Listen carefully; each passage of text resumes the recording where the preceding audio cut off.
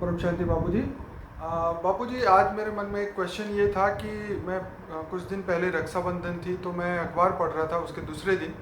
तो वहाँ पे एक इंसिडेंट मैंने ये पढ़ा कि एक भाई जो है अपनी एक बहन से राखी बंधवा के दूसरी बहन के पास राखी बंधवाने जा रहा था और रास्ते में एक्सीडेंट हुआ और डेथ उनकी हो गई। तो क्या मैं ये जानना चाहता हूँ, क्या करम बंधन को ये त्योहारों से ये जो भी जो प्रथा बनी हुई है इन चीज़ों से रक्षा, क्या करम बंधन को वो इफेक्ट कर सकते हैं? ये देखने के बाद तो ऐसा लगा कि राखी का तो महत्व कुछ है ही नहीं, क्योंकि कर्म ही श्रेष्ठ है जैसे कृष्ण ने बोला है। तो राखी बांधने के बाद भी मतलब जो कर्म है वो टले नहीं। तो आप क्या इसको देख के, इस घटना को देख के आप क्या कहेंगे? देखो, अभी आजकल कोई आत्माओं में इतनी शक्ति रही नहीं है जी कि जैसे बहन ने रक्षाबंधन के लिए राखी बांधी भाई को, जी जी जी और दूसरी बहन के घर रास्ते में जा रहा था जी और रास्ते में एक्सीडेंट हो गया। जी तो क्या उस बहन की राखी में इतनी शक्ति नहीं थी कि उसको बचा पाए?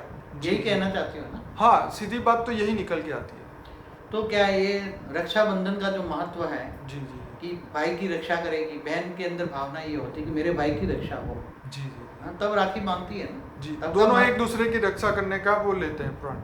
हाँ, मतलब कहने का मतलब है कि जो जब बहन रक्षा बांधती है भाई को, मतलब रक्षा के लिए, जी तो क्या वो एक्सीडेंट से बचा नहीं पाएगी? उसकी राखी बांधी हुई और एक्सीडेंट हो गया। हाँ? जी, हम जनरल बापूजी इसको अगर हम दूसरी दृष्टि से बोले तो इसको ब्लेसिंग्स भी कह सकते हैं। जैसे कोई ब्लेसिंग्स देता है कि भाई इसको 100 साल का जीने का आशीर्वाद हर बंदे देते हैं, लेकिन कोई 100 साल तक बड़ी मुश्किल से पहुंचता है। तो क्या उसके कर्म बंधन को कहीं ना कहीं कोई ये ब्लेसिंग्स हो चाहे ये त्यौहार हो, जो भी ये चीज़ है रिलीजियस, तो क्या ये कर्म बंधन को बीच में इफेक्ट कर सकती है या नहीं कर सकती? मैं समझता हूँ कि आत्मा का जो कर्म बंधन तोड़ने के लिए जी हम्म, जो कोई ब्लेसिंग देता है जी कि तुम्हारा ये हो जाए, ये हो जाए, जी तो जो ब्लेसिंग देने वाली आत्मा है जी उसमें इतनी शक्ति है कि सामने वाली आत्मा को जी वो ब्लेसिंग की इफेक्ट हो, पॉजिटिव इफेक्ट हो, उसको बचा पाए, जी उसकी रक्षा कर पाए। जी क्यों क्यों नहीं होता? जी ऐसा क्यों नहीं होता?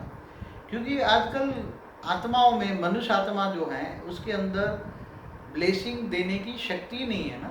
जी अब ब्लेसिंग कौन दे सकता है? जी जिसके पास आत्मा में शक्ति हो ना, वो ब्लेसिंग देगा। जी जी जी हाँ, हम्म। पहले तो ऋषि मुनि ब्लेसिंग देते थे। जी जी जी आम आदमी के आशीर्वाद दे सकते हैं, आशीर्वाद से क्या फल मिलेगा? जी हाँ, सब बोलते हैं ये हो जाए, ये हो जाए, ये हो जाए। जी अभी आत्माओं की तो बात छोड़ो, मैं एक बात बताऊं। जी एक अभी ये आप एक कॉमन सेंस की बात है। जी जब हमारे ये एक पिक्चर आया था ना, क्या नाम, ओ माय गॉड, जी उसमें नहीं, उसने ये बताया था कि जब गाड़ियों में भगवान के फोटो लगे हैं, जी ड्राइविंग के आगे वो ड्राइविंग करता है, भगवान की फोटो देख देख के ड्राइविंग करता है, उसकी याद में जी भी करता है, जी जी तो भी गाड़ियों का एक्सीडेंट हो जाता है। जी जी जी हम्म? जी तो ये क्यों होता है? क्यों भगवान में इतनी शक्ति नहीं कि उसके एक्सीडेंट को रोक पाए? जी हाँ? जी चाहे देवी देवताओं का फोटो है, चाहे भगवान महादेव का हो, जय हो, जी जी तो ये एक, मैं बहुत छोटा था, बचपन में स्कूल में पढ़ता था, जी तब हमारे पास एक हिस्ट्री में आता था कि हमारा जो सोमनाथ का मंदिर है, जी ये भगवान का मंदिर, शिव का, जी सोमनाथ का मंदिर, मोहम्मद गजनवी ने 17 बार लूट लिया जी जी जी और ऊँट भर भर के सोना चांदी जवेरात ले गए। जी तो उस टाइम में बहुत छोटा था, जी मुझे गीता का ज्ञान में बहुत मानता, गीता पढ़ता था, मगर कुछ समझ में नहीं आता था।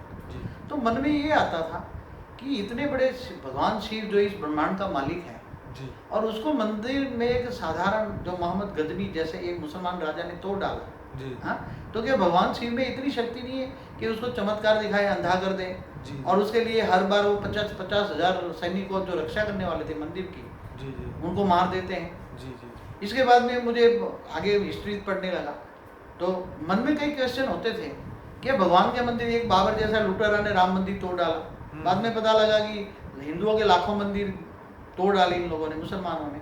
जी जी जी तो क्या इन देवी देवताओं में इतनी ताकत नहीं है कि अपनी मंदिरों की खुद की रक्षा कर पाए? जी तो मन में बहुत, मैं बचपन में जब ये सब सुनता था, हिस्ट्री ज्योग्राफी सब पढ़ते थे, जी तो स्कूल लेवल में या कॉलेज लेवल में भी बहुत मन में बहुत चिंतन चलता था जी जी कि अगर भगवान के मंदिर सेफ नहीं है, जी जी हम्म, जी तो वो भगवान हमारी क्या रक्षा करेगा? मेरे मन में बहुत क्वेश्चन होता था, बहुत क्वेश्चन होता। तो कई बार मैं बहुत बड़े बड़े धर्मगुरुओं के इस पास जाता था, जी, जी। तो मिलता था उसी टाइम पर, वो बड़े बड़े जो साधु संत मेरे पास आते थे। जी। बाद में मैं बहुत बड़ा हुआ, कर्मों की थियरी पढ़ा। जी, जी, जी। बाद में मुझे पता कि कर्मों की थियरी को भगवान भी नहीं मिटाता। जी, हम्म? जी। अब भगवान का मंदिर की रक्षा करने के लिए वो किसी को प्रेरणा देकर काम कराएगा ना, जी, जी, जी। खुद तो करने नहीं आएगा ना। बिल्कुल। जैसे मंदिरों की रक्षा है, चाहे राम हो, चाहे भगवान शिव हो, चाहे कोई भी भगवान का मंदिर है, कोई जी, देवी जी। देवता का मंदिर है, जी, जी, तो देवी देवता तो अब खुद नहीं करेगा, उसके जो भक्त है उसको इंस्पिरेशन देकर काम कराएगा ना। जी। पहले तो वो अवतार भेजते थे ना ऊपर से। हाँ, तो अवतार होते थे, जी। उनके अवतार होते जी। थे। जैसे ब्रह्मा के हुए, विष्णु के हुए, शंकर के हुए, जी। ऐसे कई अवतार हुए। जी। शंकर के भी काफी 28 अवतार हुए, विष्णु के 24 अवतार हुए। जी। तो जब जब यदा यदा ही धर्म से ग्लानिर्भवति भारत अभ्युत्थानम् अधर्म से तदात्मानं सुजाता। तो ये कर्म की थियोरी मैं बता रहा हूँ, जी। ये आपको कर्मों की गुही गति का राज समझा रहा हूँ कि ये कोई भी, भगवान भी कहता है मैं किसी के कर्मों के हस्तक्षेप नहीं करता। भगवान ने गीता में स्पष्ट कहा है, उसको खुद को पुरुषार्थ करना पड़ेगा। जी। अपने कर्मों को, अपने पाप को, कर्म माना पाप को, जी। पाप को मिटाने के लिए भगवान कृष्ण ने गीता में खुद कहा है। जब मैंने ज्ञान, गीता का ज्ञान को डाइजेस्ट किया, जी। गीता के ज्ञान समझने लगा, जी। तब मेरे मन के ये सारे प्रश्नों का जवाब मुझे मिला। भगवान कृष्ण ने कहा कि तेरे अंदर जो पाप है, पाप को केवल मैं ही मुक्त कर सकता हूँ, मेरे अलावा कोई भी पाप को मुक्ति देने की तेरे को ताकत किसी में भी नहीं है। इसलिए क्या बोला, सर्वधर्म परित्यज्य मामेकम शरणम मम। जी। सभी धर्म छोड़ के तू मेरी शरण में आ, भगवान कृष्ण ने बोला। इसलिए लोग कृष्ण की शरण में गए। जी। मगर क्या है, कृष्ण की शरण में जाने के बाद भी तो मृत्युलोक में मृत्यु तो तबाह नहीं। जी। जी। हाँ, ये तो मृत्यु तो आनी है। जी। अब वो कहता है कि थियरी ऑफ कर्म के कहता है जो जन्मता है वो मृत्यु होना ही है। जी। ये तो मृत्यु लोक है, कोई अमर लोक तो है ही नहीं है। जी। अमर लोक तो ऊपर वैकुंठ है या शिवपुरी है। जी। जी। तो ये जब बहुत गुह्य राज मन में समझने आने लगा।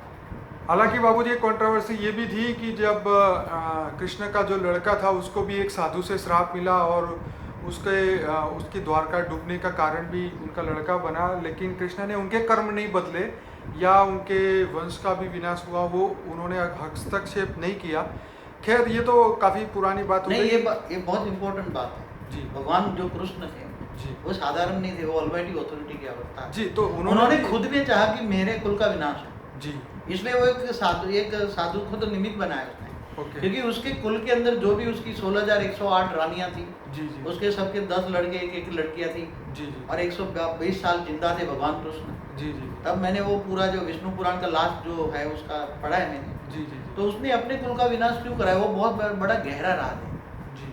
क्योंकि उसने देखा कि मेरे कुल में तो सारे असुर ही असुर हो गए, इसलिए उसका विनाश करना तो बाबूजी यहाँ पे ये बात आ रही है कि हिंदू हो चाहे मुसलमान हो क्रिश्चियन हो, हर धर्म में हर जगह मस्जिद में भी बम फूट रहे हैं, चर्च में भी हो रहा है, हिंदुओं के मंदिर में भी हो रहा है। तो क्या कोई भी परमात्मा जो है वो किसी के कर्म बंधन में हस्तक्षेप नहीं करता? ये क्लियर है। मैं एक बात आपको एक हिस्ट्री में ले जाता हूँ। धर्म के नाम पर कितनी लड़ाई हुई पहले। जी। सबसे पहले ये धरती पर यहूदी धर्म आया 5800 साल पहले। ठीक है। तो धरती पर कई यहूदी बने ना। जी। फिर यहूदी के बाद 3900 साल के बाद में इस्लाम आया। जी। जी। तो सब यहूदियों से और हिंदुओं से इस्लाम धर्म का पर जबरदस्ती करने लगे, जी। धर्म युद्ध होने लगे। जी। जी। धर्मों को परिवर्तन करने के लिए तलवार की नोक पर कराने लगे धर्म ठीक। परिवर्तन। ठीक है। तो सभी धर्म परिवर्तन क्यों कराते हैं? हम्म। बाद में क्रिश्चियन आए तो क्रिश्चियनों ने भी यहूदियों को मार मार के धर्म परिवर्तन कराया। जी। फिर बाद में मोहम्मद आए तो मुसलमानों ने भी धर्म परिवर्तन कराया। औरंगजेब है, देख लो, जी। जी। औरंगजेब ने तलवार की नोक पर भाई बहुत लोगों को कराया। जी। तो ये क्यों हो रहा है धरती पर ये धर्म परिवर्तन क्यों होता है? तो क्या भगवान इसको नहीं रोक सकता? जी। हाँ, ये तो नहीं, ऊपर वाला मालिक है। जी। इस ब्रह्मांड का जो मालिक है शिव है, जिसको जी। मानते हैं हम, जी। पर ब्रह्म परमेश्वर भी कहते हैं शिव को। जी। हाँ, तो क्या ये धरती पर जो आज अनाचार हो रहा है, इतने धर्म हो गए हैं, इतने धर्म के नाम पर अधर्म हो रहा है, जी। तो ये नहीं रोक सकते? एक छोटी सी बात नहीं, बहुत बड़ी कहानी है। जी। हाँ, थियरी ऑफ कर्म क्यों नहीं होता है? फिर क्यों बोला कि जब अधर्म होता है तब मैं धरती पर आता हूँ? जी। तो आज तो बहुत बड़ा अधर्म है। जब कृष्ण अवतार हुआ तो धरती पर इतने धर्म नहीं थे। ये सही बात है। आज तो इतने धर्म है, धर्म नाच जात इतने बढ़ गए हैं कि धर्म के नाम पर कितने संप्रदाय कितने बढ़ गए। तो ये क्यों हो रहा है? इसलिए भगवान कृष्ण ने गीता में कहा है, पहले तो भगवान कृष्ण की थियरी समझना पड़ेगा। बापूजी यहाँ पे हमारा क्वेश्चन ये था कि हाँ, तो यही कह रहा हूँ, तुम्हारा क्वेश्चन थियरी जो थी, कर्म की थियरी श्रेष्ठ है या ये सब वार त्योहार?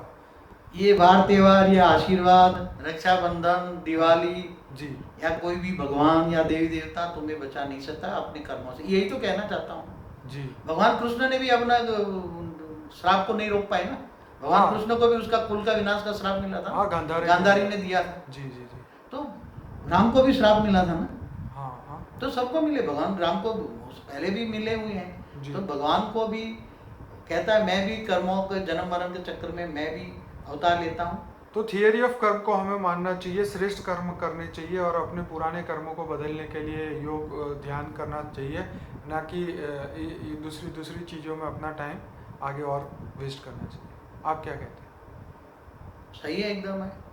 ये तो ठीक है, तुम रक्षाबंधन निभाओ कर, मगर ये इच्छा मत रखो कि मेरे को इसकी राखी से मेरे को कहीं कर्म बंधन से छूट जाऊंगा जी या भगवान मुझे ऐसे ही कोई कर्म बंधन छुटा देगा। जी जी ऐसा नहीं होता। उसको आत्मा को खुद को तपस्या करनी पड़ती है, परमात्मा को योग लगाना पड़ता है जी ऑलमाइटी अथॉरिटी से पावर लेना पड़ता है, आत्मा से पावर लेना पड़ता है। जी जी तुम्हारी आत्मा है, जो बड़े माइंड के अंदर आत्मा एक है, जो चैतन्य आत्मा बोलते हैं। जी जी जी तो आत्मा के अंदर पावर लॉस होता है, तो तुम्हें पावर भरना है। जी अब सारा जो तुम्हारा कई अनेक जन्मों का जो पाप भरा हुआ है जी और अनेक जन्मों का पाप तुम्हें कोई एक रक्षा कवच कर दे, वो इम्पॉसिबल है। ये पागल जैसी बात है। मैं तो समझा ये बचकाना है।